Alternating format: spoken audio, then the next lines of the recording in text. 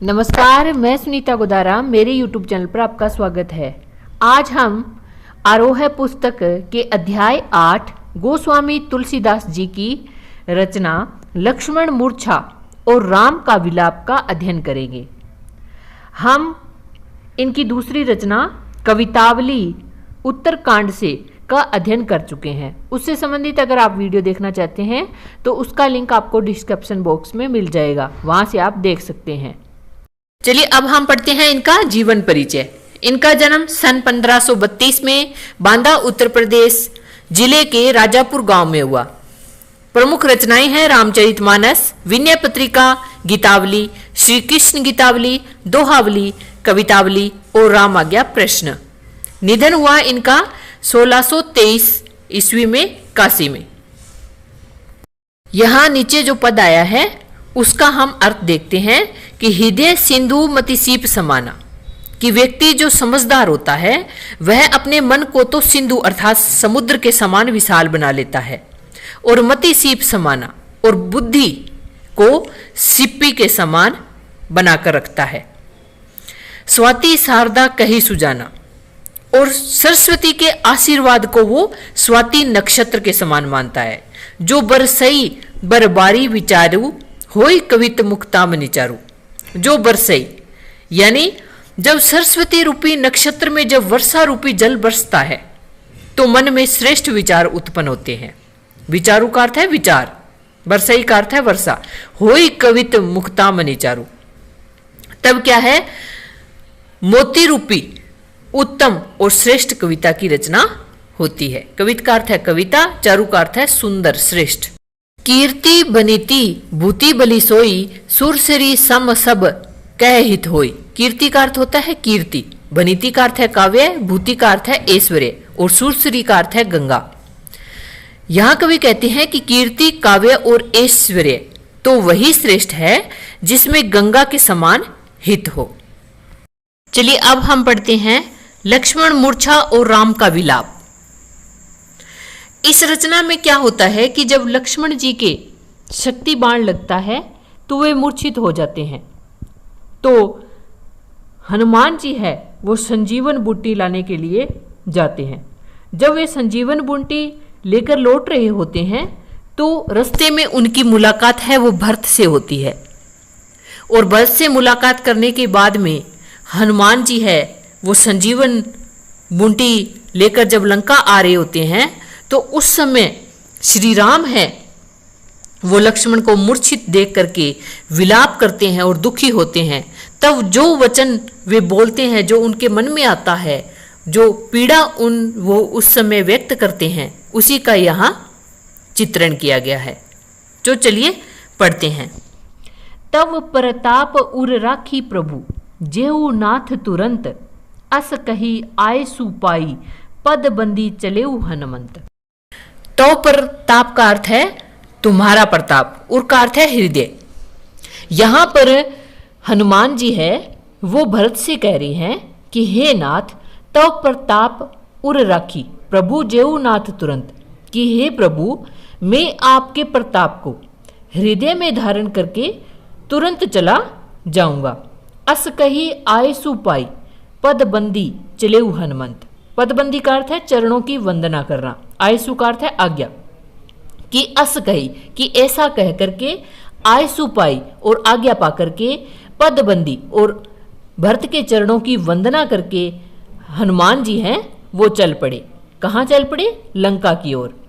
भरत बाहुबल शील गुण, प्रभु पद प्रीति अपार, मन माहू जात सराहत, पुनि पुनि पवन कुमार। कवि यहां कह रहे हैं कि हनुमान जी है वो भरत के बाहुबल और शील गुण अर्थात उनके श्रेष्ठ गुणों को देख करके, और प्रभु पद प्रीति अपार, और भरत की प्रभु श्री राम के चरणों में अपार प्रेम देख करके, मनमहु जात सराहत पुनि पुनि पवन कुमार, कि पवन कुमार अर्थात हनुमान जी है वो बार बार मन में भरत की सराहना करते हुए चले जा रहे थे। पुनि पुनि का अर्थ होता है बार बार, और सराहत का अर्थ है सराहना। आगे है ऊहा राम लक्ष्मणी निहारी, बोले वचन मनुज अनुसारी। और उधर है वो राम है, वो लक्ष्मण को निहार रहे थे, यानी देख रहे थे। बोले वचन मनुज अनुसारी, और मनुष्य के अनुसार आचरण करते हुए वे बोले। क्या बोले? अर्धरात्रि गई कपि नहीं आयो, राम उठाई अनुज उर लायो। उर का अर्थ होता है हृदय, कपि का अर्थ है हनुमान। कि आधी रात बीत गई है लेकिन कपि अर्थात हनुमान जी अभी तक नहीं आए हैं। राम उठाई अनुज उर लायो, अनुज का अर्थ है लक्ष्मण, कि राम ने उठा करके लक्ष्मण जी को अपने हृदय से लगा लिया। सको न दुखित देखी मोहि काऊ, बंधु सदा तव मृदुल स्वभाव। कि हे भाई, हे लक्ष्मण, सको न दुखी देखी मोह काऊ, कि तुम मुझे कभी भी दुखी नहीं देख सकते थे। बंधु सदा तव मृदुल स्वभाव, कि हे भाई तेरा तो स्वभाव सदा ही मृदुल रहा है, कोमल रहा है। मम हित लागी तजेव पितु माता, कि तुमने तो मेरे हित के लिए, मम का अर्थ है मेरा, कि मेरे हित के लिए तुमने तो, तजेव का अर्थ है छोड़ना, कि तुमने तो अपने माता पिता को ही छोड़ दिया। सहु विपिन हिम आतप बाता, और सहु का अर्थ है सहना, विपिन का अर्थ है वन, हिम का अर्थ है सर्दी, आतप का अर्थ है गर्मी, और बाता का अर्थ है आंधी तूफान। कि तुम माता पिता को त्याग करके मेरे साथ वन में आ गए, और मेरे साथ वन में हिम अर्थात सर्दी, आतप अर्थात गर्मी, और बाता अर्थात आंधी तूफान आदि सब कष्टों को सहन किया। सो अनुराग कहाँ अब भाई, कि हे भाई अब वह प्रेम कहाँ गया। उठू न सुनी मम वचन विकलाई, वच विकलाई का अर्थ है व्याकुलतापूर्ण वचन, कि हे भाई तुम मेरे ये व्याकुलतापूर्ण वचन सुनकर हे भाई तुम उठ जाओ। जो जन तेऊ बन बंधु बिछो, पितु वचन मन तेऊ नहीं ओहु। कि जो जन तेऊ का अर्थ है जानना, कि अगर मुझे मैं जानता होता कि बन बंधु बिछो, वन अर्थात वन, कि वन में मैं अपने भाई से बिछुड़ जाऊंगा, पितु वचन मन तेऊ नहीं तो मैं पिताजी के वचन कभी भी नहीं मानता। मनतेऊ का अर्थ है मानना। आगे है सूत बित नारी भवन परिवारा, होई जाही जग बारही बारा। यहां पर राम जी हैं वो लक्ष्मण से कह रहे हैं कि हे भाई, सूत अर्थात पुत्र, बित अर्थात धन, नारी और भवन और परिवार, होई जाही जग बारही बारा, कि ये सारे है वो संसार में बार बार मिल जाते हैं, यानी ये तो जीवन में आते जाते रहते हैं। अस विचारी जिये जागहु ताता, मिले ही न जग सहोदर भ्राता। सहोदर का अर्थ है सगा, भ्राता का अर्थ है भाई, जिये का अर्थ है हृदय, अस विचारी का अर्थ है ऐसा विचार करके। तो यहां राम है वो क्या कह रहे हैं कि मिलऊ न जगत सहोदर भ्राता, कि संसार में सहोदर भाई है वो बार बार नहीं मिलते हैं। अस विचारी जिये जागो ताता, कि तुम ऐसा अपने हृदय में विचार करके तुम तुरंत उठ जाओ। जथा पंख बिन खग अति दीना, कि जिस प्रकार से पंख के बिना खग अर्थात पक्षी है उसकी स्थिति अत्यंत दयनीय होती है। मणि बिनु फनी करीबर करहीना, और मणि के बिना फनी अर्थात सर्प है उसकी स्थिति दयनीय होती है। करीबर करहीना, करीबर का अर्थ होता है हाथी, और कर का अर्थ है सूंड, और सूंड के बिना हाथी है उसकी दशा अत्यंत दयनीय होती है। अस मम जीवन बंधु बिन तोई, उसी प्रकार हे भाई तुम्हारे बिना मेरा जीवन जो है वो भी दयनीय हो गया है, यानी अगर तुम नहीं रहे तो ऐसी ही स्थिति मेरी होगी जैसी पक्षी सर्प और हाथी की होती है। जो जड़ देव जियाई मोही, कि अगर जड़ देव का अर्थ है दुर्भाग्यपूर्ण, कि अगर दुर्भाग्य से मुझे जीवित रहना पड़े, यानी तुम्हारे बिना अगर मुझे जीवित रहना पड़े तो उससे बड़ी दयनीय दशा मेरी ओर क्या होगी। जेहऊ अवध कवन मुहलाई, नारी हेतु प्रिय भाई गवाई। कवन का अर्थ है कौन सा, जेहऊ का अर्थ है जाना, कि हे भाई हे लक्ष्मण, अपनी पत्नी की खातिर भाई को गवाकर मैं कौन सा मुंह लेकर अयोध्या जाऊंगा। यानी लोग मुझसे यही कहेंगे कि इसने तो अपनी पत्नी के लिए अपने भाई को भी गवा दिया। बरु अपजस सहतेउ जन जगमाही, नारी हानि विशेष क्षति नाही। अपजस का अर्थ है अपयश, बरु का अर्थ है भले ही, जग का अर्थ है संसार। जेऊ अवध कवन मुहलाई, नारी हेतु प्रिय भाई गवाई। यहाँ पर राम ये कह रहे हैं कि अपनी पत्नी की खातिर प्यारे भाई को गवा करके मैं कौन सा मुंह लेकर अयोध्या जाऊंगा। यानी लोग मुझे यही कहेंगे कि अपनी पत्नी की खातिर इसने अपने भाई को गवा दिया। आगे कह रहे हैं बरु अपजस सहतो जोगमाही, नारी हानि विशेष क्षति नाही। क्षति का अर्थ है हानि, बरु का अर्थ है भले ही, अपजस का अर्थ है अपयश, सहतेव का अर्थ है सहना, जग का अर्थ है संसार। कि मैं संसार में इस बदनामी को भले ही सहन कर लूं। कौन सी बदनामी को? कि राम ने स्त्री को खो देने पर कोई वीरता नहीं दिखाई, लेकिन नारी हानि विशेष क्षति नहीं, कि पत्नी की हानि उतनी बड़ी बात नहीं है जितनी प्रिय भाई को खोने की हानि है। यानी भाई को खोना बहुत बड़ी हानि है, इसके सामने पत्नी की हानि कुछ नहीं है। अब अपलोकु शोकु सुत तोरा, सही निठुर कठोर उर्मोरा। निठुर का अर्थ है निष्ठुर, सही का अर्थ है सहना, अपलोकु का अर्थ है अपयश, शोकु का अर्थ है शोक, सूत का अर्थ है पुत्र, तोरा का अर्थ है तुम्हारा। तो यहां पर राम है वो प्रिय लक्ष्मण से कहते हैं, हे भाई अब मेरे निष्ठुर और कठोर हृदय को अपयश और तुम्हारा शोक दोनों को सहन करना पड़ेगा। यानी तुम्हारे बिना मैं सीता को प्राप्त नहीं कर सकता, इसीलिए मुझे अपयश मिलेगा, और तुम्हें मैंने गवा दिया तो मुझे शोक मिलेगा। निज जननी के एक कुमारा, तात तासु तुम प्राण आधारा।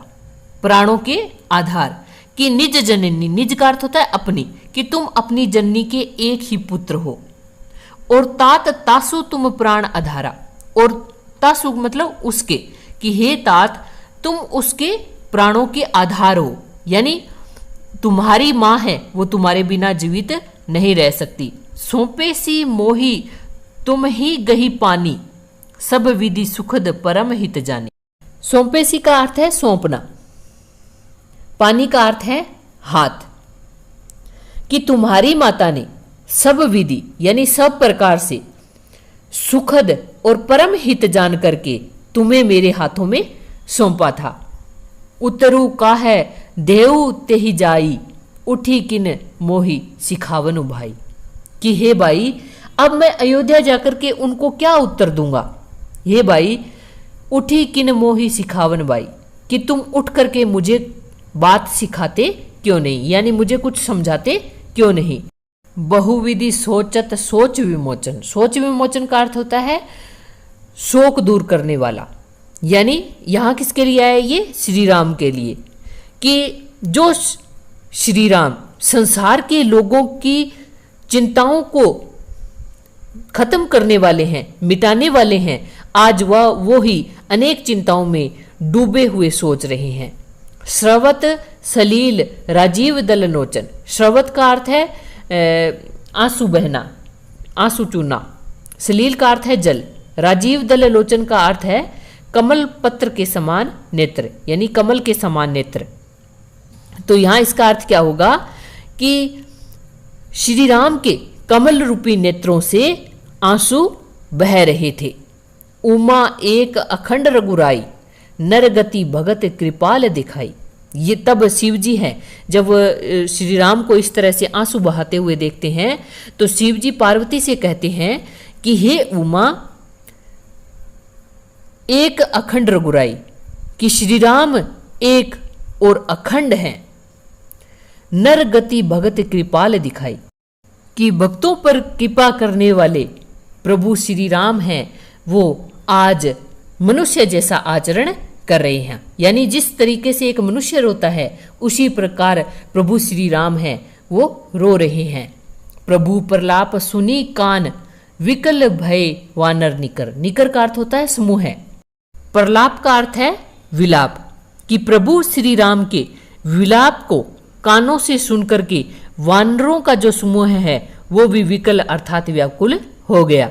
आई गए हनुमान जिमी करुणा मह वीर रस। तभी जब वानर और सभी दुखी हो जाते हैं उसी समय हनुमान वहां आ गए। जिमी करुणा मह वीर रस, वे उसी प्रकार आ गए जैसे करुण रस में अचानक वीर रस आ जाता है। अर्थात हनुमान जी के आने से शोक का जो वातावरण था वह वीरता में बदल गया। आगे है हर्षि राम भेंटो हनुमाना।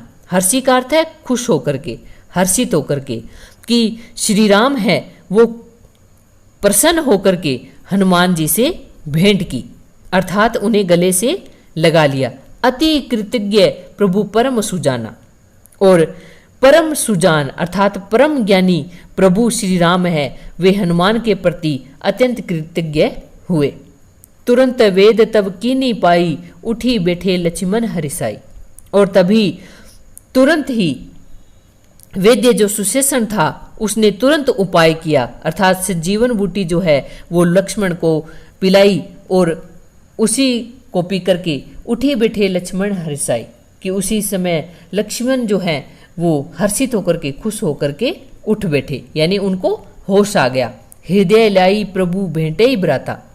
फिर प्रभु श्री राम है वो प्रसन्न होकर के उन्होंने अपने भाई लक्ष्मण को अपने हृदय से लगा लिया। हर्षे सकल भालू कपिब्राता का अर्थ होता है समूह, यानी इस मिलन को श्री राम और भाई लक्ष्मण को एक दूसरे से मिलते देख करके समस्त भालुओं और वानरों का समूह है वो हर्षित हो गया, खुश हो गया। कपि पुनि वेद तहां पहुंचावा, जेहि विधि तब ही ताही लई आवा। पुनि का अर्थ है पुनः, पहुंचावा का अर्थ है पहुंचाना, कपि का अर्थ है हनुमान, जेहि विधि का अर्थ है जिस विधि से, यानी सुशेषण वेद्य को हनुमान जी जहां से और जिस प्रकार से लेकर आए थे वहीं पर उन्हें पुनः पहुंचा दिया। यह वृतांत दशानन सुनेऊ, अति विषाद पुनि पुनि सिर धुनेऊ। और यह वृतांत यानी यह बात जब दशानन ने सुनी, यानी रावण ने जब सुना कि लक्ष्मण की मूर्छा है वो टूट गई है, तो अति विषाद पुनि पुनि सिर धुनेऊ, विषाद का अर्थ है दुख, तो रावण को अत्यंत दुख हुआ और वह बार बार अपना सिर धुनने लगा, यानी बार बार उसे निराशा हुई और वह अपना सिर पीटने लगा। व्याकुल कुंभकर्ण पही आवा, विविध जतन करी ताही जगावा। और फिर व्याकुल होकर के, पही का अर्थ है पास, व्याकुल होकर के रावण है वो कुंभकर्ण के पास आया, विविध जतन करी ताही जगावा, और विविध प्रकार के यत्न करके प्रयत्न करके उस कुंभकर्ण को गहरी नींद से जगाया। जागा निशिचर देखे ही कैसा, मानहु कालु देह धरी वैसा। देह का अर्थ है शरीर, काल का अर्थ है मृत्यु, कि कुंभकर्ण जब जागा, निशिचर का अर्थ होता है राक्षस, यानी कुंभकर्ण राक्षस जब जागा तो वह देखने में कैसा लग रहा था, उसको देखने से ऐसा लग रहा था मानो कालू देहधरी वैसा, कि मानो काल है वो स्वयं शरीर धारण करके बैठा हो। कुंभकर्ण बूझा कहू भाई, काहे तव मुख रहे सुखाई। तव मतलब तुम्हारा, बूझा का अर्थ है पूछना।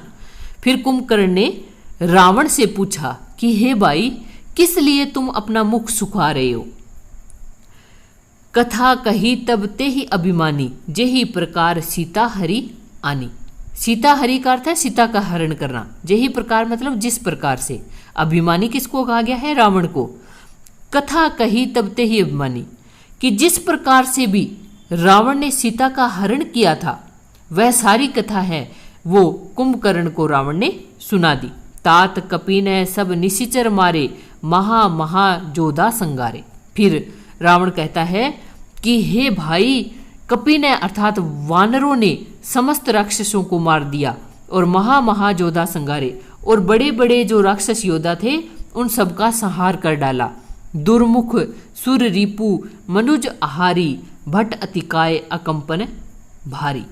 भट का अर्थ होता है योद्धा, सुररिपु का अर्थ होता है देव शत्रु, जिस राक्षस का नाम था देवांतक, और मनुष्य भक्षक का अर्थ है नरांतक।